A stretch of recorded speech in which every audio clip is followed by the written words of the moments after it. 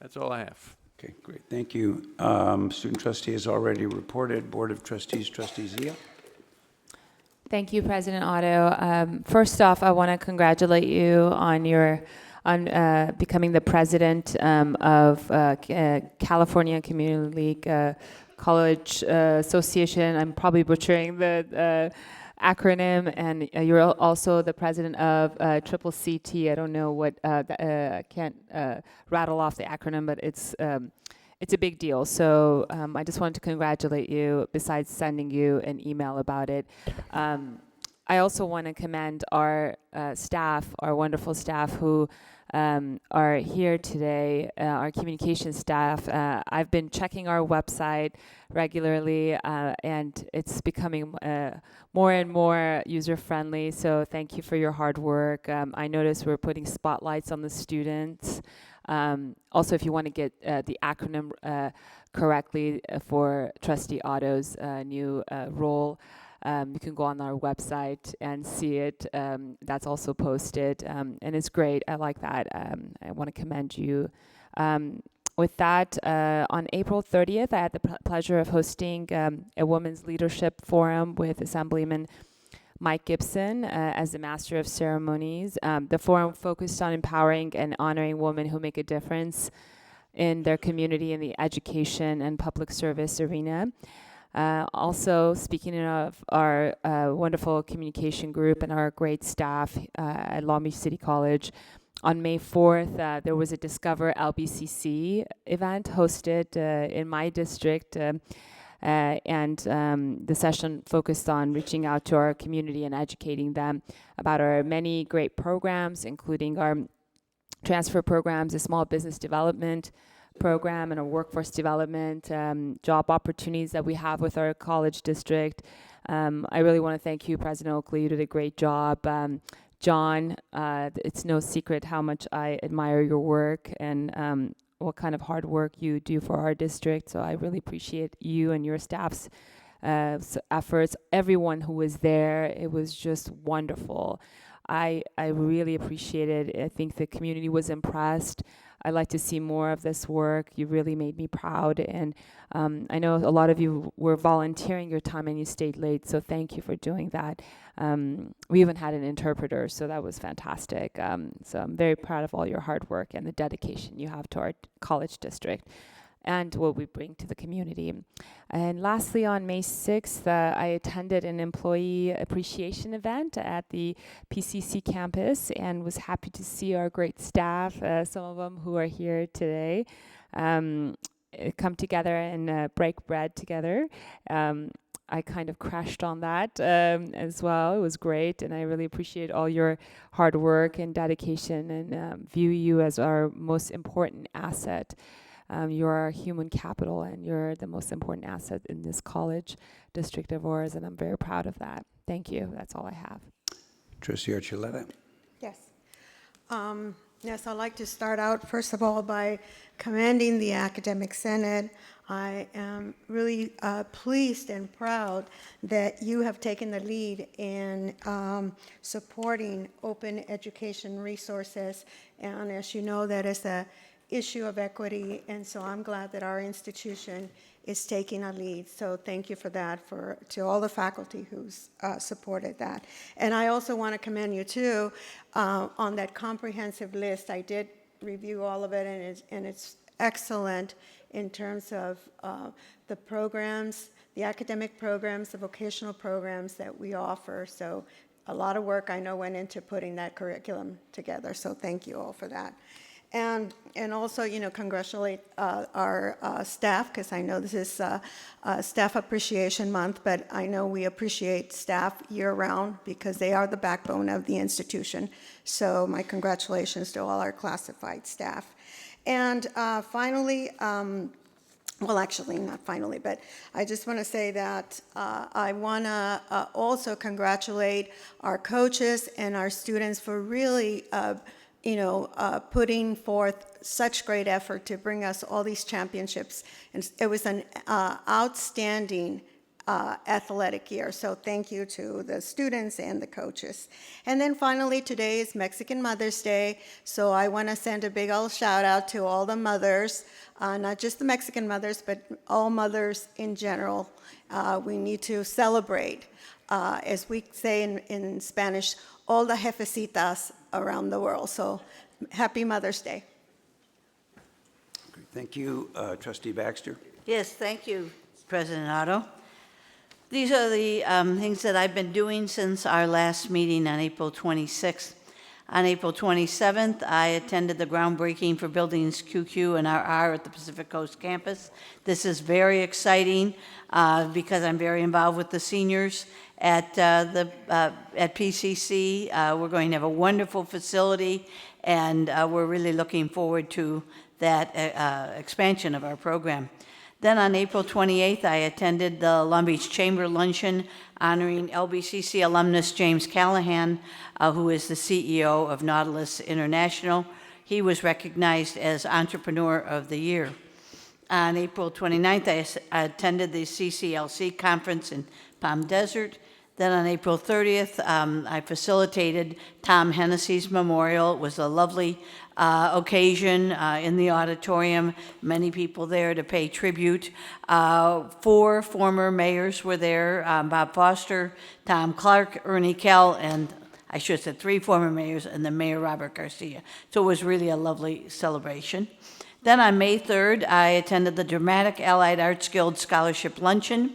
And at this luncheon, our students and also the students of Cal State Long Beach are featured. They each, because they are performers in theater, art, music, etc., they give a performance. And I have to tell you that our students are comparable in talent and presentation as any students in the city of Long Beach. So I won't make a direct comparison, but anyway, they did very, very well in their different fields of study. And the Dramatic Allied Arts Guild has been giving scholarships for over 40 years to our students. Then on May 4th, I attended the Long Beach Rotary meeting, and another LBCC student, Suzanne Al-Shamazi, was the recipient of the Mark Bixby Scholarship. And this is a competitive scholarship. 30 people applied. There were 5 finalists. And Suzanne, for the 4th year in a row, was the LBCC student selected between Long Beach City College students and Cal State Long Beach. So she is a wonderful person. She's transferring to Cal State Long Beach in the fall, and just a great representative for our institution. Then on in the evening of May 4th, I went to the Cal State Long Beach Alumni Dinner, which honored 2 Long Beach City College alumni, Kevin Nagel and General Peter Gravitt. On May 7th, I attended the Seroptimus Club of Long Beach Women Who Make a Difference award ceremony honoring 3 foundation board members, Barbara Sullivan George, Naomi Rainey, and Michelle Dobson. Then on Monday, May 9th, we hosted 60 Long Beach Unified Cameo students for a talk on campus about the college promise and college financing, followed by a tour of the campus, and they were very, very impressed with that. Then last night, attended the Musica Angelica Gala at the Arena, featuring an instrumental performance group that has come to our city, and we're very, very fortunate to have them. Then just 3 things. Congratulations to political science Professor Jean Goss, who has been on the City Council of Sierra Madre for a number of years and has now been elected mayor, and congratulations to Jean. And then also to the men's volleyball team for winning the state championship. And then finally, unfortunately, one of my duties is to keep track of retirees who pass away. And I'm sorry to inform us that Martha Drake Tompkins died in January. Martha Drake started the nursing, the ADN program, in 1962. She was a leader on campus and in the state for this innovation. Was one of the first ADN programs in the United States, and she was revered by the faculty and by the students, and I'm sorry to hear about her passing. She was over 90 years old, continued to be a nurse, continued to give flu vaccinations at the home, the assisted living place where she lived, and just a wonderful person. Thank you. Thank you. Trustee Kellogg? It has been mentioned already, but I want to emphasize it again. At the Community College League of California Trustee Conference, there was an individual that spoke in detail on we've heard it already, the OER, Open Educational Resources. To put it in more layman's terms, it's free textbooks. It's an issue that we have talked about for generations, and it's finally starting to move slowly. I've never quite figured out the downside to having free textbooks. I know there are, and I know there are challenges, but whatever we can do, and so what I'm going to do is not only just emphasize it again, that's been talked about, and it's so good to see the statewide academic senate has dealt with it, our academic senate has dealt with it. The governor has been very interested in this issue as well, to provide, and I'm not going to bore everyone with the presentation, but it was outstanding in the impact it will have on students, all in a positive way, and go through a lot of that. But what I would ask is that, because as a board, I would love to see us get involved in this every way that we can, and to, just like Long Beach City College has been at the forefront on so many other issues, College Promise is probably the one that for over almost 10 years now, but I would love to be at the front on the same way on this one. It's moving forward, but I think it's something that we can all get behind, and I hope that we can do whatever we can, and the best way to do that is potentially schedule this for when the board has a retreat. And during the board retreat, we can possibly look at it as potentially a board goal for the next year. So I would just put that out there for consideration as we start preparing for the board retreat and goals for the upcoming 12 months. But it was an outstanding program, and just very interested, and I'm glad it's moving forward, because the cost of textbooks, we all know the issue, but as anything, it's never simple, and there's lots of reasons why. But I don't think some of the reasons have been good ones, but nonetheless, they are reasons. And but we're moving through that. And so I look forward to us moving forward, and I would hope we would consider putting this as part of our retreat for a discussion of potential board goals. And congratulations to Doug Otto, who was officially elected at this time to the Community College League of California for the governing board for that organization, and leadership over the next 12 months. So thank you very much, and that concludes my report this time. Thanks.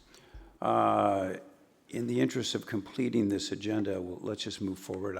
We've heard about the things I wanted to talk about. Congratulations to everybody on the negotiating teams for the CCA, and we're pleased that we will have labor peace for the summer. The 10.1, the AFT bargaining president, any remarks? Thomas Hamilton. Oops.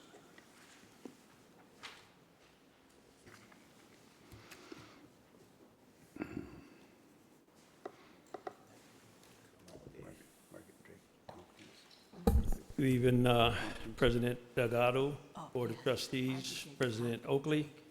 And yes, May 16 through 21 is the official classified week. And I think with this is a perfect opportunity to get some movement as far as restoration and restoring classified employees. Now, I know it's been 4 years since the layoffs and the cutbacks and reductions, and I remember back in 2012, I think the district took all of 6 months to come up with a plan as far as to receive or cut back $5.3 million as far as out of the budget. I'm listening at the report tonight that currently, as we stand here or sit, that there's $1.1 million that's approved for classified positions. I can't understand if the district, when it needed the money, that it only took 6 months to get a program and to move people out, lay people off, reduce people, and what have you. 4 years later, we still haven't had restoration to the employees. And yes, President Oakley, I understand that you don't want to go through layoffs, and as being the classified president, I don't want to see them either.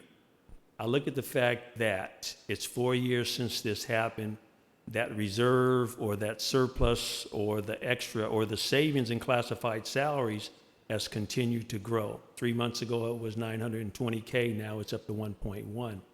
I don't understand for the life of me why it takes so long to hire the employees. Yes, I'm well aware as far as that we're a merit system and we have to go through certain policies and procedures in order to bring classified people on board.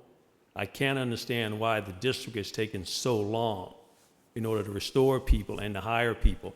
The district isn't asking for less service. They still want the lights on, you want the lawns mowed, you want the grasses cut, you want everything clean, you want the light on. They talked about earlier as far as like on the AC being cold in here. Well, they just do that to keep your attention so nobody falls asleep. We get that, okay?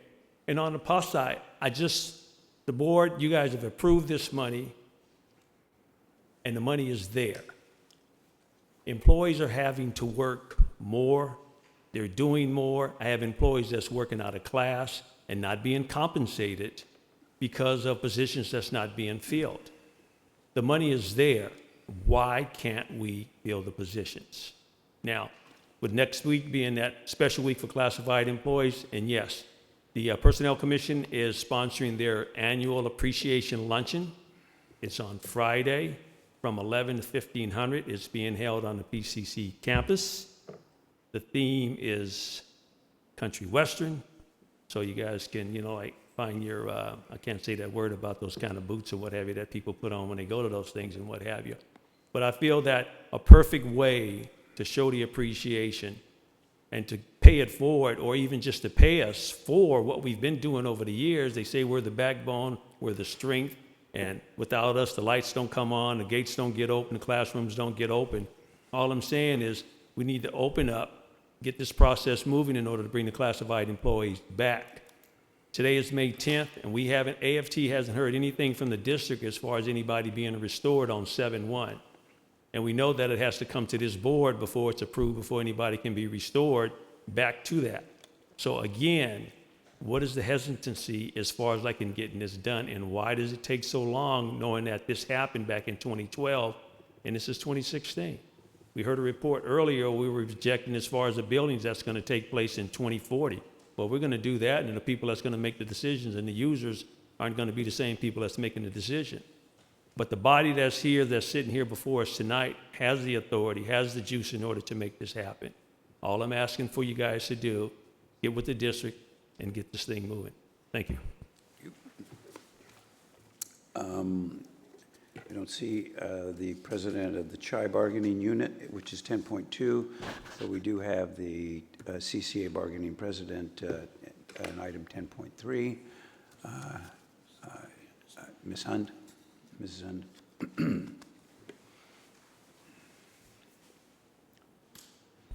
Good evening, board and administration and audience. So, as you know, faculty have been very engaged in our negotiations process this year. You've seen many of them at our board meetings and have heard from them otherwise. As you know, we do have a tentative agreement that was signed today, and CCA will keep you apprised about the ratification process. Separately, I wanted to say I'm one faculty who uses OER, and I've been doing that for about 2 or 3 years. And I want to say a shout out to Jason Troya, our former student trustee, who actually told me about this program many years ago. So it's a great benefit to our students to be able to pay $0 for their textbook for at least the classes I use it for. And lastly, a shout out, I've heard some references to facilities. It'd be really helpful if any of you could help get some batteries in the clock in T1300. Thanks. Thank you.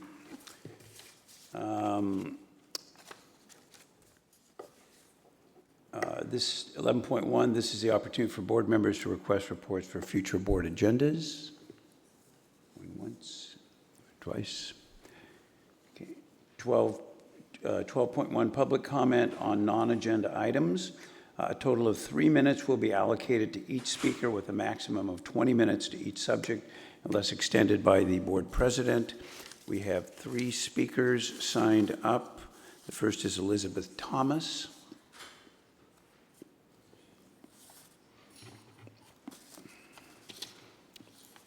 The second will be Eric Christensen. This is on the construction bond. Can we have the timer set, please? Just say go. Here you go. Okay. I'm Elizabeth Thomas, and I'm retired. I don't have a pension. I have 2 houses, one I live in, one I rent out, and that's my sole source of income. I'm very concerned about the coming bond issue. I don't know if it'll pass or not, but if it does, this is what I'd like to ask. We as taxpayers want the same transparent project oversight protections that private investors demand for their construction project investments. We want a simple, transparent, on-budget oversight system. What the college has now is no system at all. No system means college officials never have to publish anything showing taxpayers which projects were delivered over budget and which were delivered under budget. We're told not to worry, that we're in good hands with the bond management group, citizens oversight committees, and audits, and in fact, they've actually done nothing to facilitate or implement an on-budget oversight system or report project cost overruns. Superintendent Oakley claims that this money will mean that they don't have to ask us for another 50 to 60 years for more money. However, what happened to the last $600 million? They've come to us twice, at once after only 4 years and the other time after only 8 years. Now he's telling me he's going to wait 50 or 60 years? I mean, where was the restraint previously? A public records request found that there is no record of an on-budget delivery program for construction projects. There is no on-budget target program. If there is, please correct me and tell me where to find it. I'm very concerned because this is not just $850 million. This is about $1.5 billion when you add all of the interest rates and the attorney's fees and all the additional fees that are added into this that taxpayers will be paying for. So I am asking this board to do your job and make sure that there is a budget, a very clear program for tracking these expenses and not allowing all these, change orders that you vaguely refer to, inflate the cost of all of these programs. And, this kind of reminds me of like Ralph's, my local supermarket, coming to me and saying, hey man, we're going to hit all of you guys up in the neighborhood for money for our remodeling project because we don't want to have to increase the cost of food. Well, where is it written that college should be free or underwritten? Why don't you raise a few of the college rates so you can pay for some of these programs? I understand the mayor boasted recently that Long Beach Unified School District graduates now get their first year paid for at college. Okay. Yet 60% of those students have to take remedial classes. They're not qualified to take college classes, and 25% of those, You're of those actually earn a degree within 8 years. Yeah, your time's up. Waste your money. Thank you. Eric Christensen, Christen. Yeah, the Swedes really butchered that one. It's Kristen, the Swiss version. I don't know what the Swedes were thinking. Eric Kristen, Executive Director of the Coalition for Fair Employment in Construction. And I'm joined by Reno Garcia of Helix Electrical Contractors and Engineers, one of the largest electrical contracting engineering firms in the country. I'm here tonight to announce our formal opposition to Measure LB because of the board's unfortunate and uncalled for agreement to a project labor agreement, which is nothing more than a giveaway to big labor's special interests. There was little to no discussion on this issue. There were no hearings on this or attempts to come together and discuss this as a committee as there have been in other areas around the state. It was pushed through, and now over $800 million is going to be allocated towards special interests, even though 85% of the construction workforce in this state happens to be union-free. This is disgusting in this day and age to have this type of explicit and implicit discrimination allowed for. Ms. Garcia represents one of the finest electrical contractors in the world. They happen to be union-free, but because of the provisions in a PLA, now I know there is a pretense that you've actually negotiated a PLA. You don't negotiate a PLA. There are 4 provisions contained within a PLA that is all the unions care about. forcing non-union employees to be hired through a union hiring hall, forcing non-union employees to pay into union health, welfare, and pension plans that they'll never vest in and benefit from, forcing non-union employees to pay union dues, and explicitly, as you do in 15.2 of your agreement, explicitly discriminating against non-union apprenticeship programs. Young men and women out there striving to have a future in this marketplace, but because they don't happen to be in a joint management labor program, as defined by your PLA, they will not be allowed to work on your construction projects in the future as of May 1st. This is, it's abhorrent. We will be opposing the measure, educating your voters in this area about what a project labor agreement does, showing that you have set aside your fiduciary concerns to the taxpayers in favor of big labor special interests, and seeing to it that this is not approved, because it will inflate your costs, if studies over and over again have shown, by 15 to 20%. That's the premium you're placing by putting a project labor agreement on all of this work. Not to mention discriminating against the workforce, which doesn't happen to be the one that may support you politically, but is the one that's out there doing the majority of the work in this state and in this country. You know, George Orwell in Animal Farm, the pigs had laws, and at the beginning, the first law was that all animals are equal. By the end, the pigs, as they do under any totalitarian regime, had changed that to being all animals are equal, but some animals are more equal than others. All construction workers are equal. There are none that are any less worthy, and a PLA makes them less worthy. Thank you for your time. Thank you. Our last speaker is Ron Miller. Good evening, board members. I'm Ron Miller, Executive Secretary of the LA Orange County Building and Construction Trades Council. And I have some handouts coming towards you that I'd like to talk a little bit about the ABC tonight. And that's the organization that pays Mr. Christensen to represent them up and down the state. They have 2 or 3 paid lobbyists, and that's what he is. He's a paid lobbyist, goes around, talks down on project labor agreements, says that he represents 85% of the construction workforce in the state, which is a lie. There's 375,000 contractors in the state of California. The ABC represents roughly 1,200 of them. And about 5 to 6% of them don't even have a current contractor's license. But they do have rental car agencies that belong to their organization, and restaurants and such. So we represent 140,000 men and women in LA and Orange County. We graduate 93% of the apprentices in the state of California under our Joint Labor Management Apprenticeship Program. We have a very good partnership with the City College here now with our Apprenticeship Readiness Program. I think it's starting to pay off in dividends. We've had some recent graduates, and they will be placed in our program, and they will go to work on your projects in your district, and they will have a good career in construction.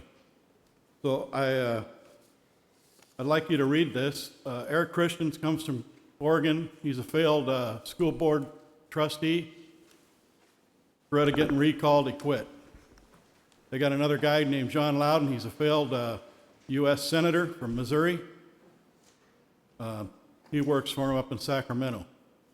It's a shell organization. They don't represent anybody. And but please read the documentation and make up your own mind. Thank you very much. Thank you. Agenda item 13.1, further discussion on the items listed on the closed session agenda. Mercifully, we don't have to discuss what was listed on the closed session agenda. And so we are ready for adjournment. The next regular meeting of the Board of Trustees will be held on May 24th at the Liberal Arts Campus in this room, closed session at 4 o'clock, open session at 5 o'clock. And we are adjourning the meeting tonight in memory of Margaret Drake Tompkins. Be safe tonight. Thank you. Yeah.